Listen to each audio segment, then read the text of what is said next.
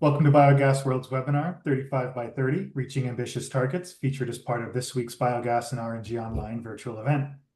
As a reminder, this webinar is being recorded and will be shared with participants following the webinar. In addition, if you have any questions for our presenters, we invite you to write them in the Q&A tab, and we will ask our panelists during the Q&A period. I would like to thank our presenters for joining us today. Michael Koettner, Senior Biogas Expert at IBBK Biogas, Jörgen Held, Managing Director, Owner, and Founder at Renewable Energy Technology International AB, and Cristian Biris, Financial Analyst at Biogest. This event is featured as part of our Biogas and RNG Online event, taking place on our Biogas Community website over the course of this week. This event brings together all corners of the biogas and biomethane industry together in a virtual format accessible across boundaries. Join us asynchronously throughout the week as we delve into various industry subsectors, or later today for our final live webinar on the US market. Before we begin our discussion, each of our panelists will have a few minutes to present their organizations and their work in the industry. Our first introduction is by Michael Koettner. Michael is Senior Biogas Expert with IBBK. Michael, I'll pass it over to you. Yes, thank you, Ryan, for the introduction, and thank you for the invitation. I will try and share my screen. I'm introducing the IBBK Biogas Network. It was founded in 2001 by myself, and I've been doing the installation of biogas education work at a farming college and the development work for the German Biogas Association at the same location. And we're doing knowledge transfer and training, technical support, networking, and we also have a state-approved biogas extension service in Baden-Württemberg since 2015. We do consultancy services, due diligences, and independent expert opinions, also for arbitration and court proceedings as well. Then we specialized on national and international trainings, especially training for safety according to TRGS and TRAS, which are required. These trainings are required by law for the biogas operators. We also have been and are partner in EU projects. Cold Spark was the latest one, hydrogen production from biomethane using non-thermal plasma, and going back also to a gas highway that was in 2012, where we did natural gas and biomethane as a vehicle fuel. Also biogas conferences we do and have been doing, progress in biogas, progress in biomethane mobility, or progress in manure and digestate management. And we have specific know-how, digestion of lignocellulosic organic material, harvesting, handling, storage, and ensiling of green plant material, dry digestion technologies, AD process optimization, digestate treatment and upgrading technology, biogas safety, installations and training, and biomethane upgrading and CNG mobility with our own CNG vehicle fleet. That's the short of IBBK. Thank you very much. Great, thank you, Michael. Our next panelist is Jörgen Held. Jörgen is Managing Director of Renewable Energy Technology AB and the Managing Director of the Swedish Gas Technology Center. Jörgen. Thank you very much for the kind introduction. I'm supposed to introduce myself in some way, and basically I wrote my CV. So I have a Master of Science in Energy Technology, sorry, and a PhD in Fluid Mechanics. And then I was actually working for the Swedish Energy Agency. It's a public funding agency for energy-related research in Sweden. And then I was a research director in Spain in a research center related to combustion and gasification of biomass. And then I was the CEO or managing director of the Swedish Gas Technology Center. And at present, I am the director of Renewable Energy Technology, or RenewTech, a little bit shorter, and also for the Baltic Energy Innovation Center. So both RenewTech and BAKE, the focus is on renewable methane, anaerobic digestion, biomass gasification, power to methane, and also landfill gas. And I just realized that I've been in this field for 37 years now. Time goes by. I also have involved in several projects, and actually I initiated all of them except the second one, carbon neutral LNG. There I was invited as project partner. As I understand, this presentation will be available later. So if you want to look at the projects, it's possible using the links here. I'm also a publisher, so I have my own RenewTech report series and publish more or less one report per year from the different projects that I'm involved in. I'm also the main organizer of the International Conference on Renewable Energy Gas Technology, REGATEC. And this year we will have the 12th and final conference. It will be in Lund. It's my hometown here in Sweden. And I will also give some credit to the sponsors of this year's edition, the gold sponsors, silver sponsors, and the exhibitors. And that's basically from my side. So thank you very much. Thank you, Jörgen. Our final panelist is Cristian Biris. Cristian has been a financial analyst at Biogest for almost 2 years. Before this, he has had 5 years experience in European non-reimbursable funding and grant financing. Within Biogest, he's involved in the company's projects across multiple European countries, contributing primarily from a financial analysis and funding perspective. His role includes supporting investment evaluations, financial structuring, and funding strategies for their projects. Cristian. Great. So firstly, hello. It's a pleasure for me in being here and talking to you and getting to you all each other to discuss and share some very, very important insights on the biomethane market. So my name is Cristian Biris. I am representing here the Biogest company and also the BioP, which is the new brand of the Biogest company. I'm a financial analyst with an experience of 2 years in the biomethane sector and another 5 years in the European funding sector. So as a company presentation, as I had said, who we are, I am working with Biogest, with the Biogest group. BioP Green Gas, as I said, is a company belonging to the Biogest group, which is specializing in the development, construction, and operation of its own plant facilities as an active shareholder. The primary focus lies in the biogas and biomethane sectors, where we leverage the cutting-edge Biogest technology and expertise, and we have a proven track record and a lot of years of experience. We are dedicating into delivering high quality, efficient, and sustainable solutions.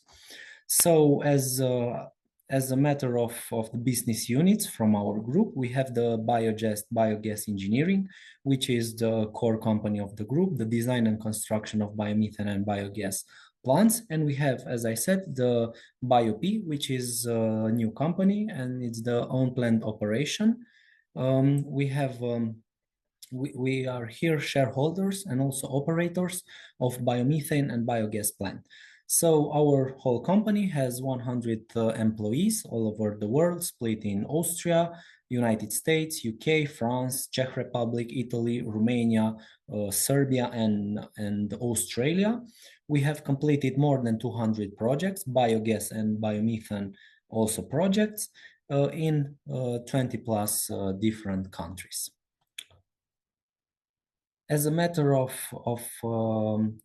key advantages for the investors that our company has, we are reliable year-round supply. Energy can be produced 24/7, 365 days a year.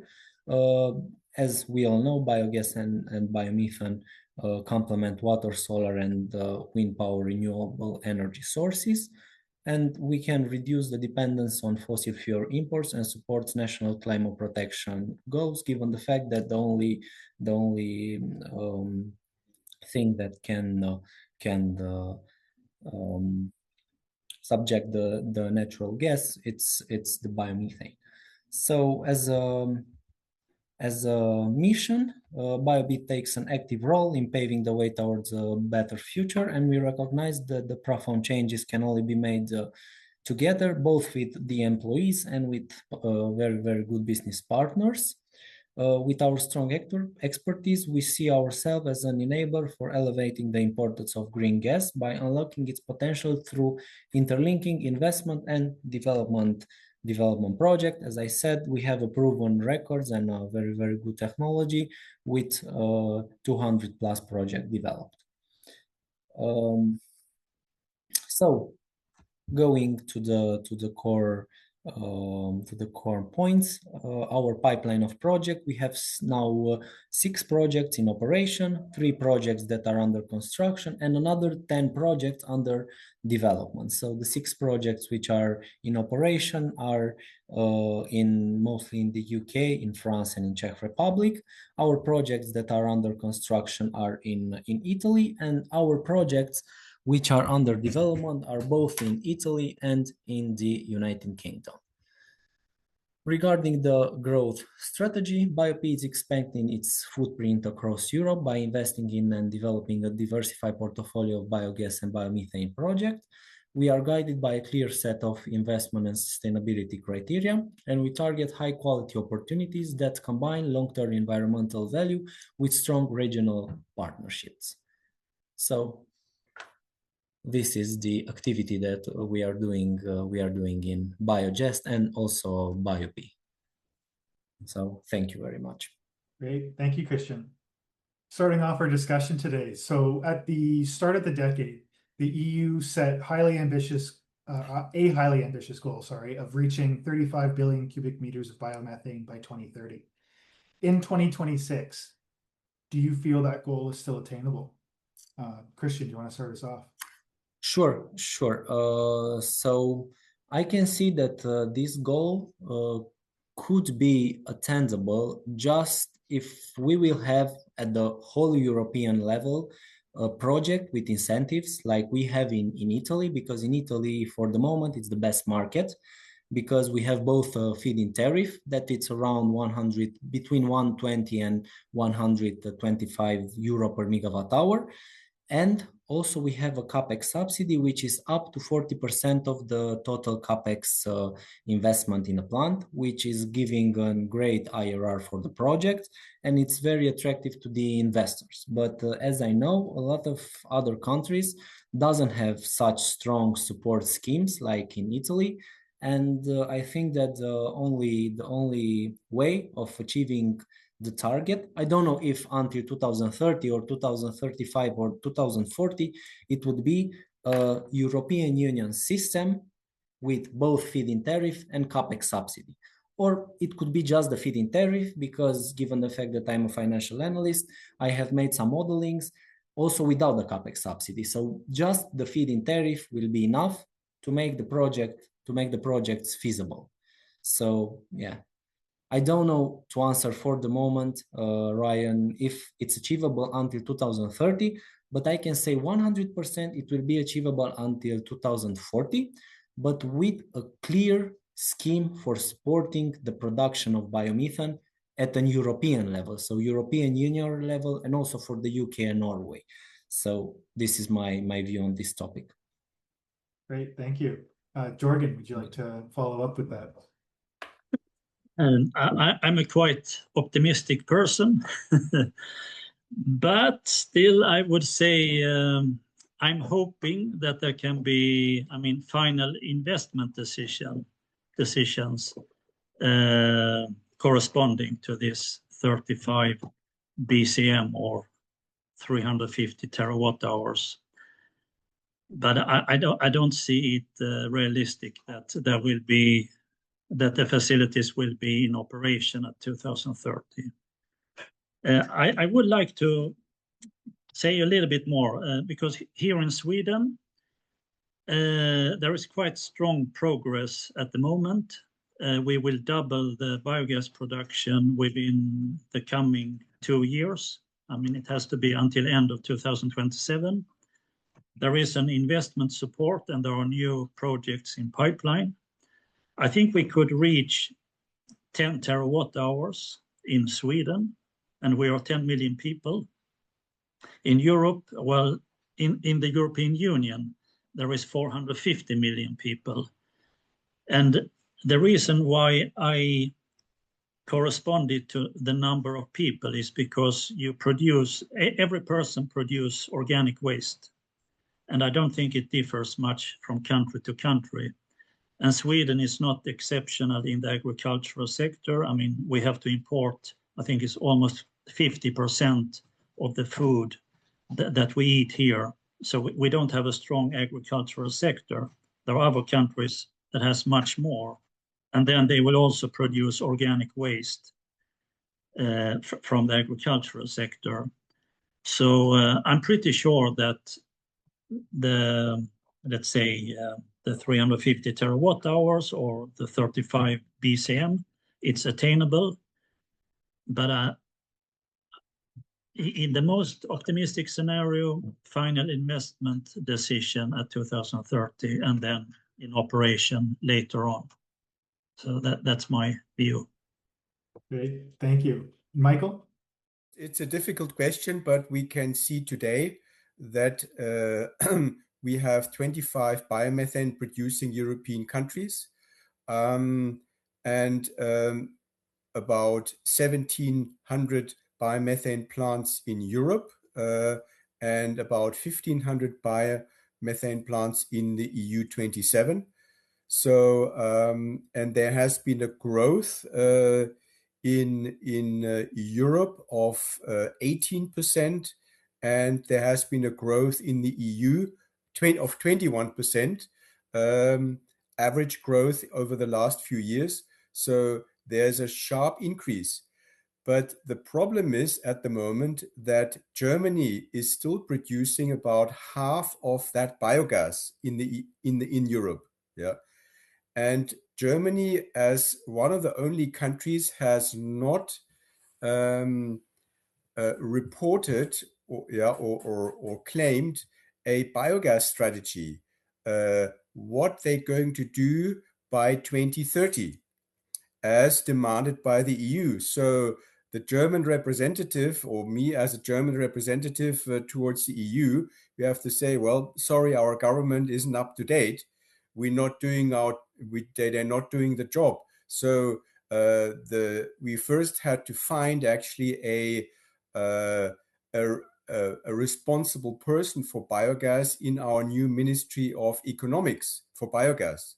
So now I think the communication has started, but still Germany doesn't have a clear strategy on what to do with biogas plants. And this is a problem. What we're seeing at the moment is that a lot of small plants are going out of production. They are refraining from investing several millions like into their old plant systems. There is a perspective to enter a new period of the renewable energy law, the EEG, but this requires at least 2 to 5 million euros investment, and that's for smaller plants. Like the average 500 kilowatt plant would need to do that, and they're refraining from doing that because it's out of various reasons. The policy requires to overcapacitate. So you have 500 kilowatt continuous production. That means 125 cubic meters of biogas per hour, of biomethane per hour. Yeah.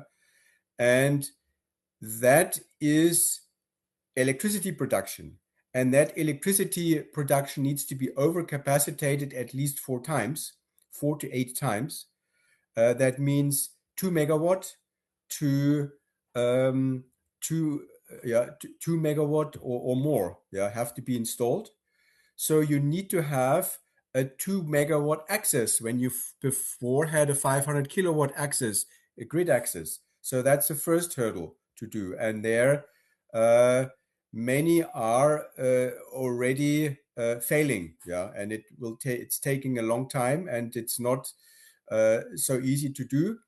And and second of all, we only had clarity that there's enough capacity that all the plants who wanted to continue could. And it was the last tender in October where there was the last chance for those who wanted to continue. They could bid and then eventually continue. But this is not sure if this will happen because the basic price of the tender is not sufficient. So they need to convince the banks that they finance that under these conditions, under these unsure conditions. If the market is good and you do flexible production, you can obtain more cents per kilowatt hour, but this is not sure that it's happening. So it's not a fixed price anymore. It's a flexible price, and you have to do flexible production. And that's the second problem. And with biomethane, we don't have a feed-in law like in Italy. So our biomethane plants have been indirectly supported by the electricity price. So they made biomethane and they used the biomethane to produce electricity at another location and heat. Now that is also becoming really unattractive. Biomethane is mostly used now or becoming more attractive for road transport, but road transport quota are also quite low at the moment due to fraudulent influx of biodiesel from China, and therefore the quota fell. That was a problem. So that's our complicated situation in Germany with biogas. And then we also have a lot of red tape with bureaucracy, which doesn't make it easy for new plants to become online. So that's the situation at the moment. Very interesting. Thank you. And for panelists, in your perspectives, what do you think the greatest challenge for reaching these goals is looking forward? Cristian? As I said, Michael pointed very, very well in this problem of not having a feed-in tariff, and it's not only Germany; it's only in the other country. Also, for now in Italy, I don't know if you are familiar with the situation. There were 5 auctions for the biomethane with the deadline of 30 of June 2026. Everybody was aware that we cannot, so all the plants that were in the first 5 auctions could not have the COD until 30 of June 2026. So they moved the deadline to 2028, and this is very, very good. And the other good thing that they need to do, and there are rumors that it will be, it's a 6th auction, where all the plants that didn't have the permit at the time of the first 5 auctions will go and can submit to this feed-in tariff and for the capex subsidy. This will have a tremendous impact and positive impact on the business plan, because otherwise I have also searched for some private off-takers. For the moment, nobody in Italy is interested about the non-feed-in tariff biomethane. So the only chance is to export it into the other country, which is harder. And as Michael said very well, you are just in the market price of the biomethane. So a bank will finance very, very hard this type of market price biomethane projects. So this was what I wanted to tell, that we need a feed-in tariff, a mechanism, and I said at the whole European Union level, because this biomethane going further than the sustainability and all these green perspective, it's a energy security item at this point. You know, with all these things that are happening in Middle East, in order to reach 35 billions, which is 10-11% out of the total gas consumption in the European Union, that is, I think, 340 billion cubic meters. I would say that, yeah, it's achievable and we need to achieve this, but with a, let's say, strategy at the European Union, so at the top level. We just cannot leave the market as it is. We just need a strategy, in my opinion, at the European Union level in order to construct thousands of plants until 2030. Yeah, so this is my view on this topic. Great, thank you. Jörgen? Yeah, I mean, I agree with the previous speaker. There has to be some kind of harmonization in the European Union. And also, I mean, cross-border trading must be possible. And there has to be incentives. And some people, they are allergic to subsidies. They think that it's, you know, artificial. It's easy for the politicians to change from year to year. But one shouldn't see it as subsidies. It's actually that you valorize the inherent societal benefits of biogas and biomethane production. As Cristian said, energy security, security of supply. You also have the self-sufficiency of a high-quality fuel and organic fertilizer. If you replace diesel in the transportation sector, you improve the air quality. If you digest manure, you actually improve the fertilizing character of the, let's say, what's left after the anaerobic digestion process. And that means that the plants will absorb the nitrogen in a better way.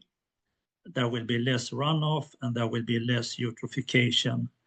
So there are so many other benefits, and then regional development, new job opportunities, export opportunities to countries outside Europe, of course. If you put a value on those should be reflected in the incentives. And then perhaps you shouldn't call it subsidy. It's you pay for what you get, so to say. Yeah, that's my take on it. Great, thank you. And Michael? Yeah, I also would say we don't only need subsidies, we need also frame conditions which are in favor of biogas. And these can be indirect, can have an indirect push. Like, for instance, when you today apply for a access to the gas grid for a biomethane project, you wait about 2 years until you get an answer from your gas grid operator. And then it takes another 2 years to clear your access and to construct and everything. So a minimum of 4 years pass by until you have a new project online. So this is a very big hurdle for many projects. And then also, yeah, we need clear environmental guidelines also. I mean, there's always like a side fire against biogas. Now we come up with new things like, oh, emissions from biogas plants, they're very, very bad. There's a new study coming out that most biogas plants are leaking and whatever, but it turns out that the measurement of this leakage is outdated, yeah, and things like that. So like there are unfriendly fires against biogas as well, and yeah, this all, and then also we need to cut down on bureaucracy. I always say in the early 90s we built biogas plants out of spare parts on farms for a price that we could produce biogas for 7 cents per kilowatt hour electricity. Yeah, it was 7 euro cents. Now we need for the same plant to be viable 28 cents. Yeah, so the standards and the regulations have increased, but yeah, and with it the price for biogas and the price for biogas electricity. So we will have to simplify technologies. So at the moment, I'm working with a Belgian company, and they have developed a very simple biogas system for Belgium. It's fine for Belgium, but not for Germany. They have to have add-ons, so it makes everything much more expensive. And every district in every region has different laws, not only in Germany but also in Spain. So as Jörgen said, things need to be harmonized here to be able to bring biogas forward and to unify. Also, the union database is a thing. Cross-border trading, we now have 2 or 3 trading organizations, ERGAR, AIB, and the union database, and everything's in parallel. There's no unification, so it's needs to be really harmonized, all this. And then of course then we have different goals in Netherlands. We have a closed market in France. We have no support in Spain, and things like that. And then we wanted to do cross-border trading, and with some countries we can do double counting, with others we can't. So it's not really harmonized. Yeah, that's what we need to do. Great, thank you. And there's a lot of discussion around the emerging biogas markets in Europe, such as the Iberian Peninsula or Eastern Europe. However, do you think there's room for continued growth in some of the more developed markets, say the ones we've discussed, or France and the UK? What are your thoughts on those markets, Cristian? I have some quite interesting insights on the UK market. So in the UK market for the moment, it's our second, let's say, investment market for the moment. So we have Italy, and we have after that the UK. The UK has a very interesting incentive system. They do not have the capex subsidies, but they do have a system of feed-in tariff. So for 15 years with the GGSS certificates, meaning the Gas Green Support Scheme certificates, which you are receiving. It's not like in Italy a fixed price. You receive a price for the gas, a price for the first 60,000 megawatt hour that you are producing at, I would say, I think 67 GBP per megawatt, and for the other 40 up to 100%, you will receive around 42.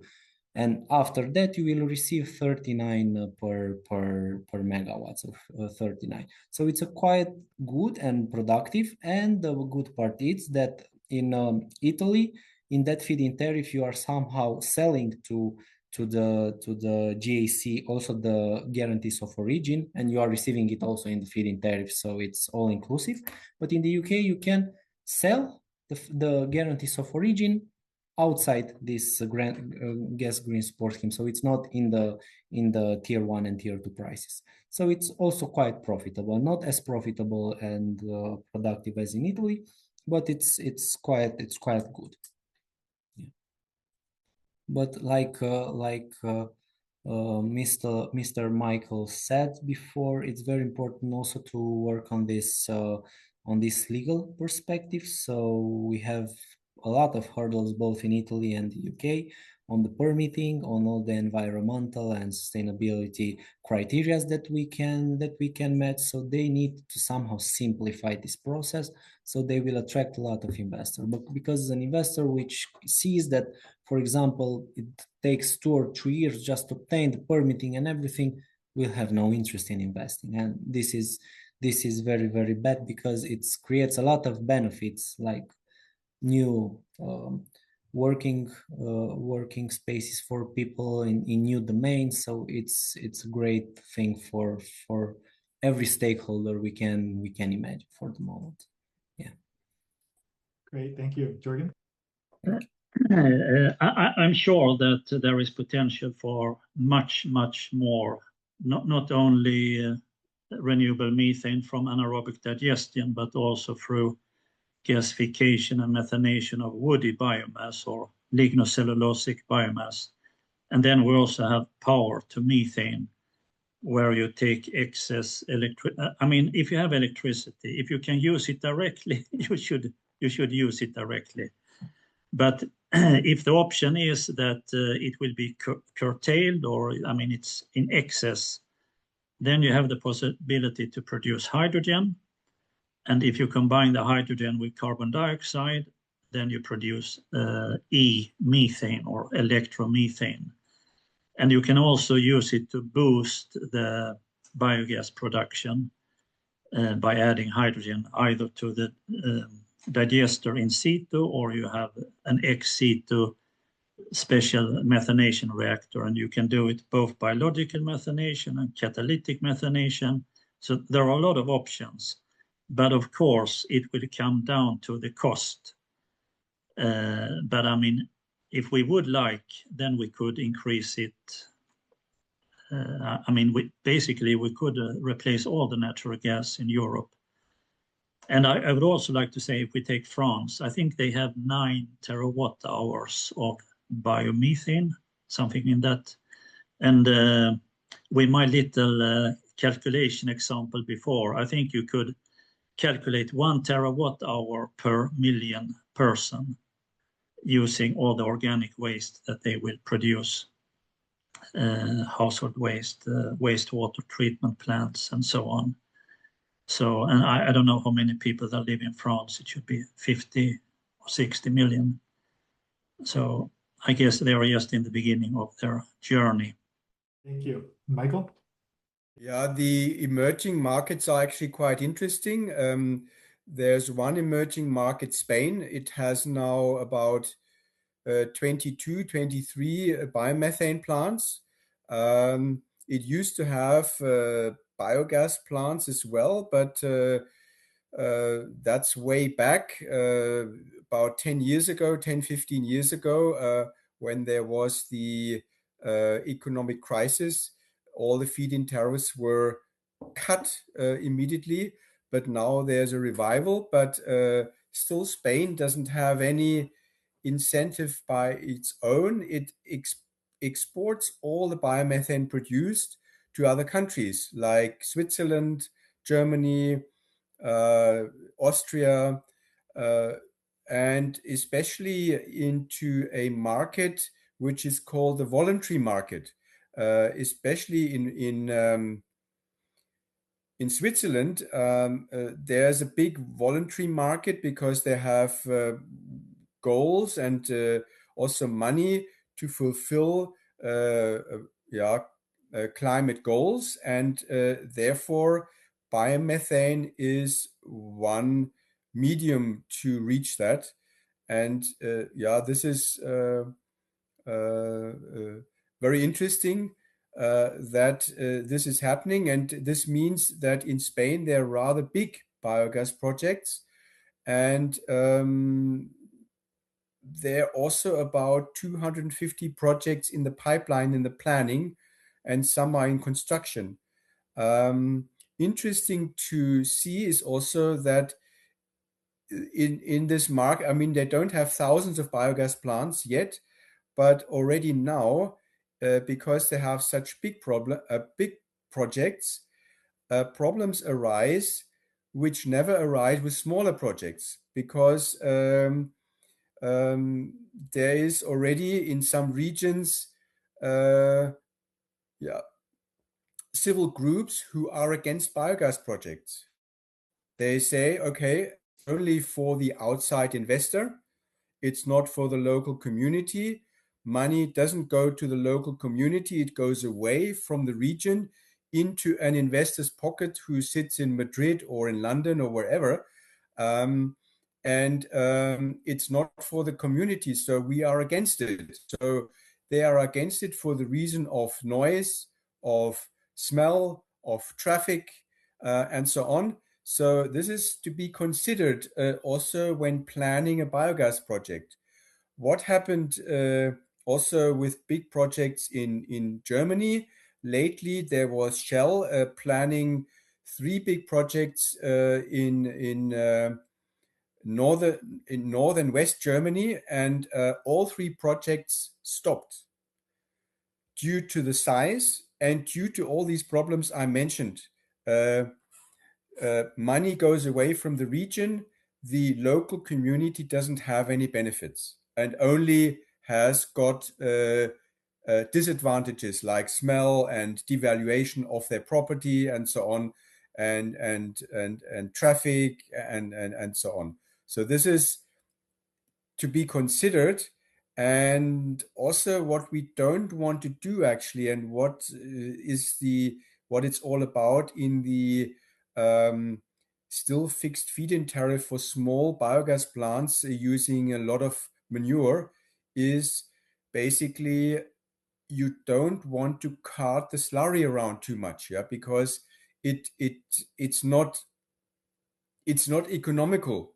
So in my opinion, and that was actually the start of my biogas career in the early 90s.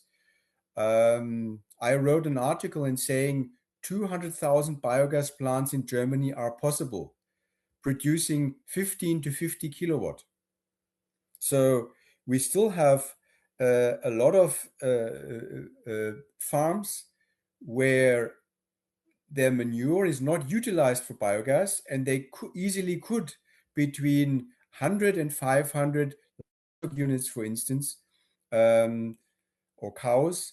That means 11 to 75 kilowatt installed capacity we could easily use without carting around the manure and producing energy locally. Great, thank you. As a reminder for everybody, please use the Q&A tab if you would like to ask any questions for our panelists.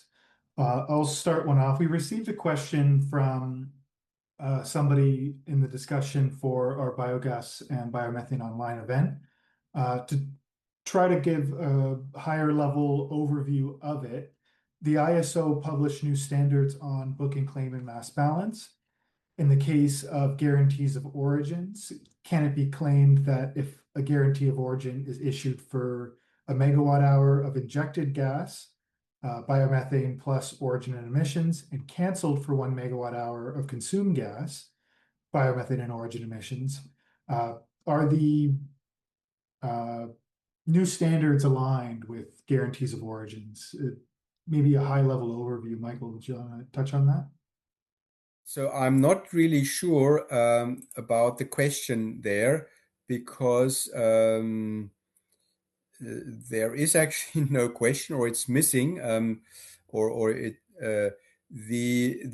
thing is that book and claim is only for gas, not for electricity. That's at first to know, and that's how it works. You have to book and claim, and there has to be a gas grid. Yes, that is true.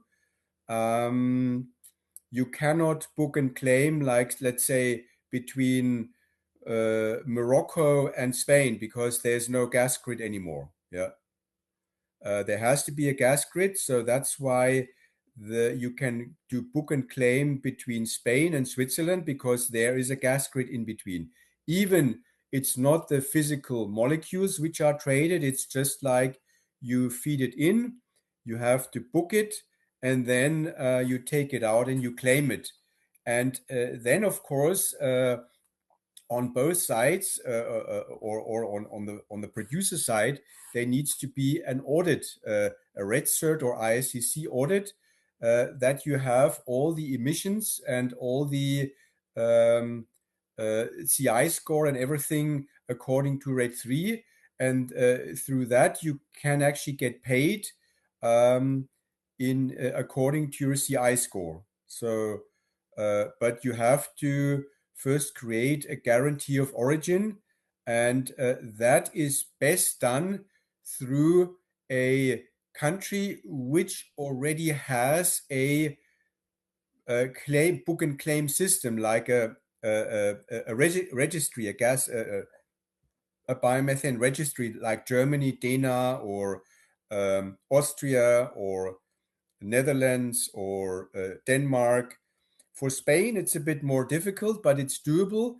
There you have to really do it's the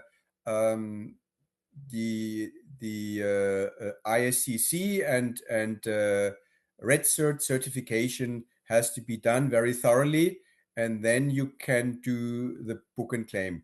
What is a little bit irritating, and that needs to be harmonized, is of course the double counting, the double claiming. So for instance, Denmark is actually producing a certain amount of biomethane, is claiming it for their own climate gas mitigation, and then also accounting it for their feed-in tariff system, but then it is able to sell it into Germany. So therefore, Germany receives the gas which already has been claimed in Denmark. Now it is again claimed in Germany, and I don't think this is really should be allowed. Yeah, and this is these unharmonized trading, for instance, which needs to be stopped. Otherwise, in the long run, biomethane will actually have not a good image. That's my take on that. Yeah. Yeah, it was quite detailed, the full question. Maybe we can send it to you and you can connect with them offline. Yes. So maybe for our whole panel, are there any trends that you think will emerge over the next few years, be it technologies or new approaches to facility design and development? Any thoughts on that front, Cristian? To be sincere with you, I think that, yeah, definitely new trends. There were made tremendous improvements in the technologies, in the pre-treatment technologies, especially to increase also the biomethane yield, to expand also the feedstock category and mix that you can use, as Mr. Jörgen explained very well. So yes, definitely in terms of the purely biogas, so the anaerobic digestion and the biomethane upgrading system, there will be. And I saw a very, very important trend in Italy, for example. In a lot of the plants, it is also required to have, in order to reduce the total CA score of the plant, to have also the CO2 capturing technology, which could driven your CA score so below 0, so you will have a very, very good carbon intensity score on the overall of the project. So yeah, we are currently working towards implementing this CO2 capturing in order to lower the CA score.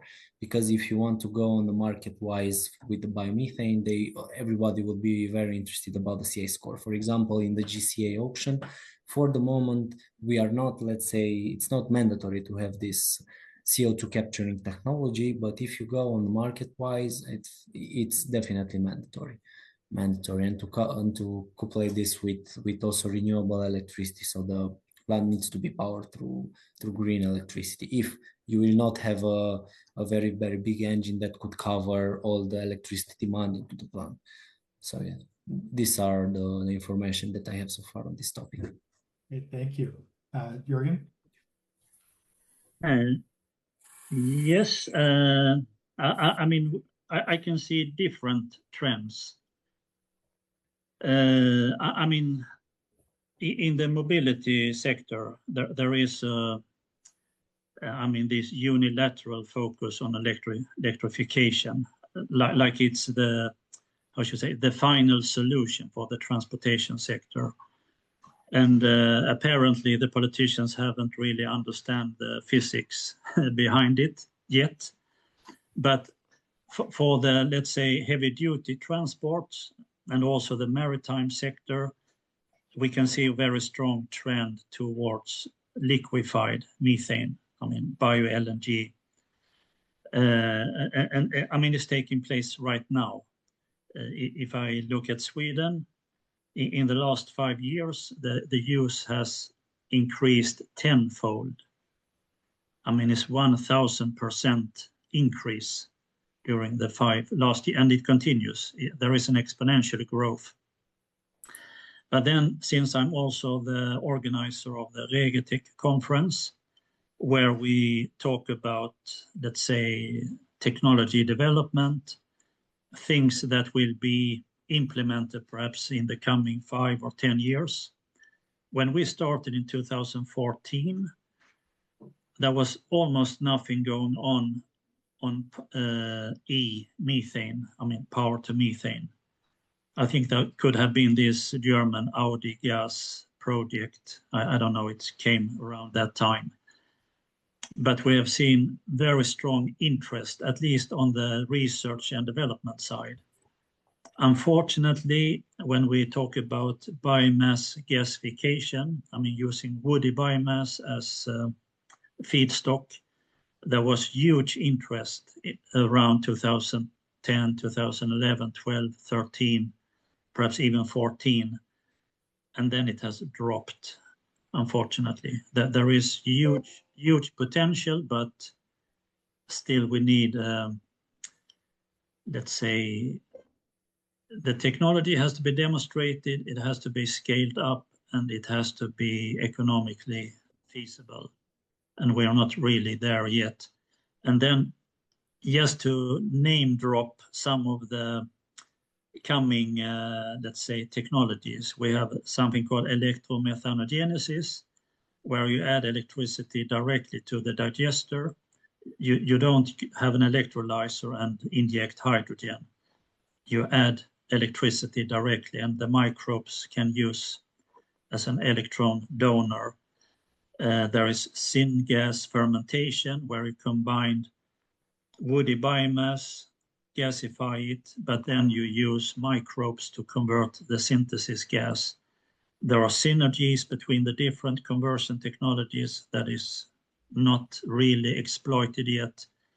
And there are so many things going on, but we will not see it. I mean, not in the coming 2 or 3 years, but perhaps in the 5 or 10 years.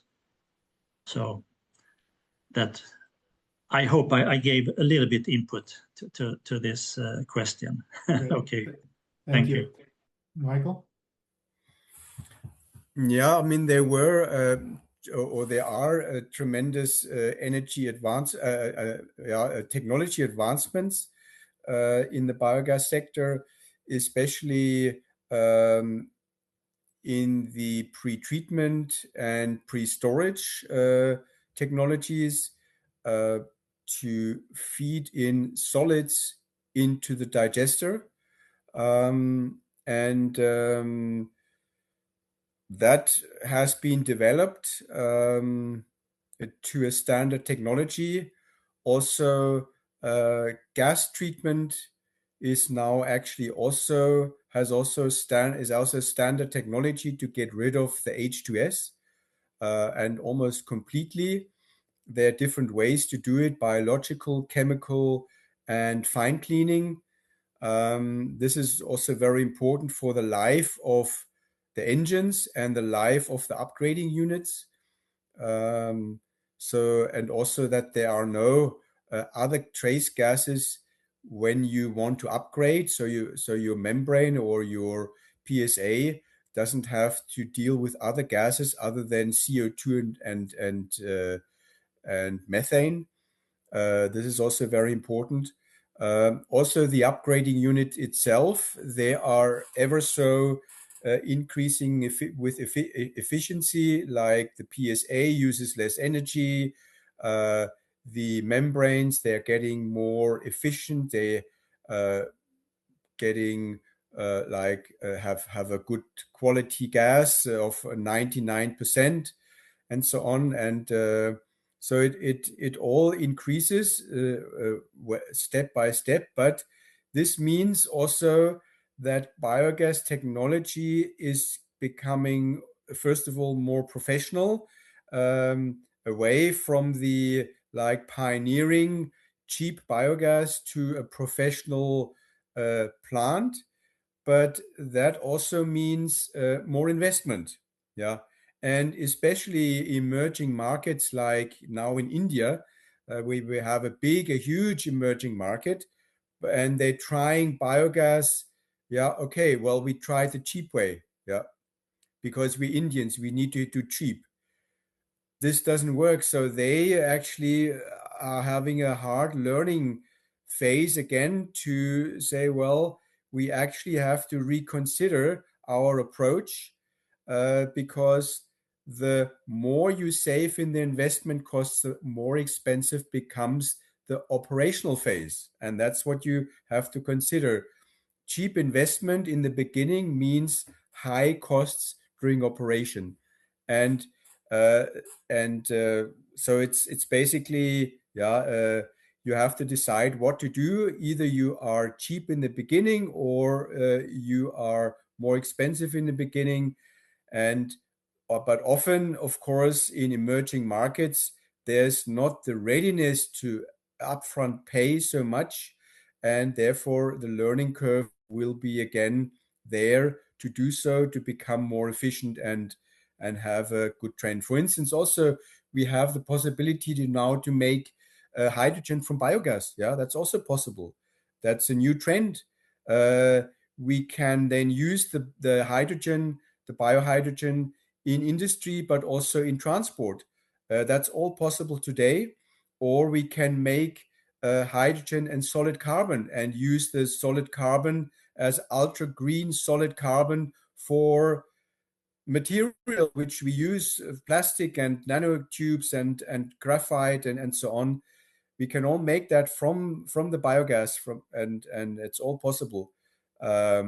It just needs to be done, and it's just a matter of the price, and if industry is prepared to pay for it. Yeah. Very interesting. Thank you. So we're past the end of the hour here.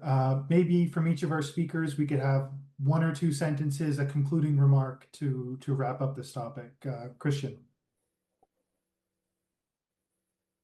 So, like I would say, I think that we need to also see this biomethane sector in Europe, also from the energy security perspective. So not just on the green and sustainability perspective, which is the most important, I would say, but also this energy security and resilience that we now need to deploy in Europe, with in parallel in reducing the, let's say, natural gas utilization. So with electrification, where it could be done, because we cannot do it into all the industries.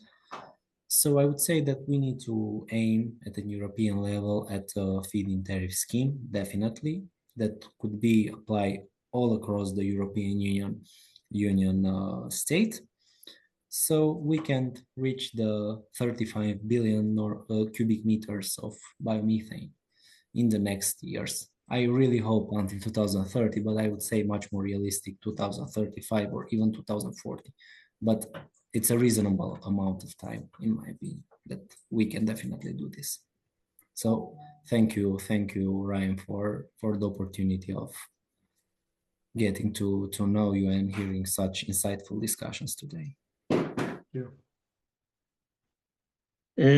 Yeah, what should one say? I mean, I feel that renewable methane has come higher on the agenda. I mean, it's very good that we have this European target of 35 BCM. And I'm quite optimistic that renewable methane will be part of the future solution. That's for sure. I mean, together with electrification and also other types of biofuels. So I have to say that I have a quite optimistic view. even though we have struggled during many decades now with the development of the biogas sector. And I also would like to take the opportunity to say thank you to you, Ryan, for inviting me, and also to my fellow panelists. It's been really interesting to hear your thoughts and all the experience that you brought to this meeting. So thank you very much. Thank you. Michael. Yes, so I would say biogas and biomethane is a national asset. It actually needs to also be reconsidered as a basic energy source in the country, creating local economy and rural economy especially. And at the moment in Germany, we have with 11,000 biogas plants, we have over 50,000 jobs. So it does create jobs, more than in the coal industry where we have 20,000. And why not also take this into our national defense or in our European defense? It's an asset, and we're not we cannot be permanently depending on outside energy sources and paying all our money to countries which do not want us well. So this is basically should be an incentive to work on this and to extend biogas plants in the future. And everything said, and also very interesting to hear the views of my colleagues. And thank you very much for the invitation and to speak here. Great, thank you. Share my last slide here. Thank you everyone for taking the time for joining us today. And for our speakers, Michael Koettner from IBBK Biogas, Jörgen Held from Renewable Energy Technology International AB, and Cristian Biris from Biogest. Our Biogas and RNG Online event is taking place on our Biogas Community platform all week, and you're invited to join for free, ask questions, and network with your industry colleagues. Questions in the chat that we don't have the opportunity to discuss will be posted on our event discussion forum, and our speakers will be invited to respond offline. If you're interested in learning more about the biogas and RNG industry in North America in a live setting, the upcoming RNG Forum hosted by BiogasWorld, April 14 to 16 in Drummondville, Quebec, is a great opportunity to do so. Thanks, everybody.